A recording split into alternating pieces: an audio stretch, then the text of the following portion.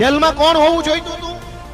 જેણે અમરેલીની બજારમાં એક નિર્દોષ દીકરીનું સરઘસ કઢાવ્યું એ માણસ જેલમાં હોવો જોઈતો તો એના બદલે એ માણસ આજ મંત્રી છે અને રાજુ કરપડા જેલમાં છે.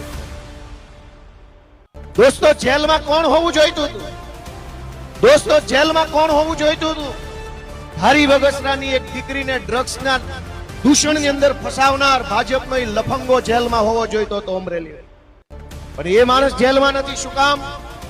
કે તમામ કાળા કામ કરનારા, તમામ હલકા કામ કરનારા, તમામ ગેરકાયદેસરના કૃત્ય કરનારા લોકોને ભાજપનું છે ને રક્ષા કવચ મળેલું છે. ગળામાં ભાજપનું રક્ષા કવચ, લોકેટ, તાવીજ, ભાજપનું તાવીજ ગળામાં પહેરીને બળાત્કાર કરે તો કંઈ થાય નહીં.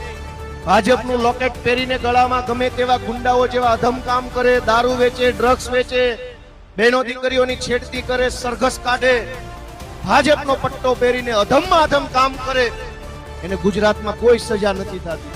સજાઓ બધી, કાયદાઓ બધા ગરીબ માણસો માટે રાખ્યા છે.